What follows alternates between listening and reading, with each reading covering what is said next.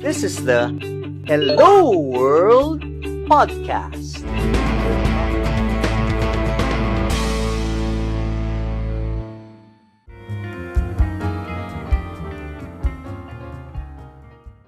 But Coach, referring to those days when you were really, I would see it as passion. Di ba talagang mataas ang level of competitiveness mo, no?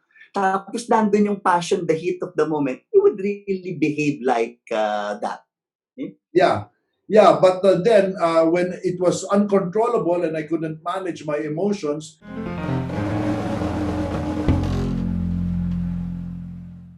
it affected even my players, and that's why I got fired twice.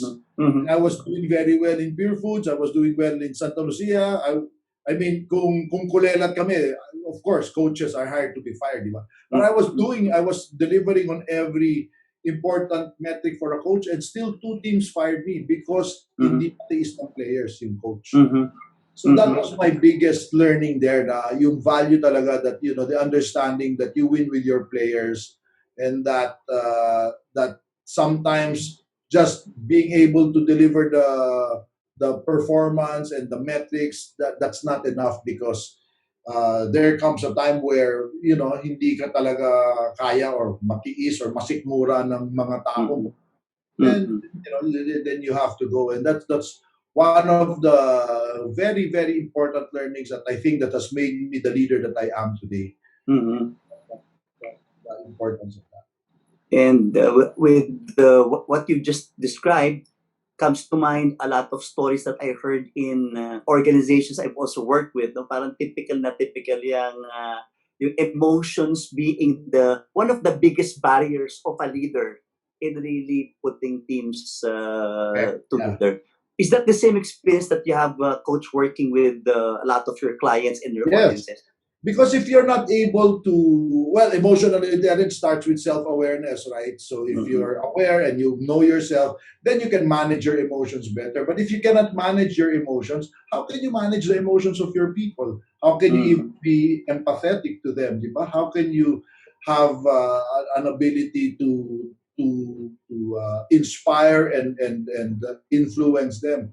So that's why, for me, that's very, very important. And we see that all the time. We see a lot of really great, accomplished technical leaders, but they really have a hard time. They basically are leading, or people follow them only because of their position. And we know today, especially with the millennials and the Gen Z, they don't care about your position, your credentials, your title. Wala na sa kanila yan. That doesn't impress them. Unlike tayo dati, uy, si boss, maski ano, we will respect that. Today, that's no longer a big factor, di ba? You really have to be able to connect with them, and that's the way to inspire them and get them to do their best work. So we see that all the time, and that's why Medium.com says emotional intelligence, self-regulation is becoming the #1 skill that's required in the 21st century. So that's why inaral ko talaga yan. I took courses on it. I took a certification on emotional intelligence, and I'm now moving towards, in fact, today they're saying emotional intelligence is not enough. We now need to have emotional brilliance, because sobrang gulo. It's so the pace of change is so quick, it's so chaotic, it's so disruptive that it's really a different ball game now that we're going into this VUCA world. Is really very, very different. This is Louis Banta of LJMB. Thank you for watching my video. To watch more videos like this, click subscribe and hit the bell icon below. If you like this video, please give it a thumbs up, comment down below, and share it to others.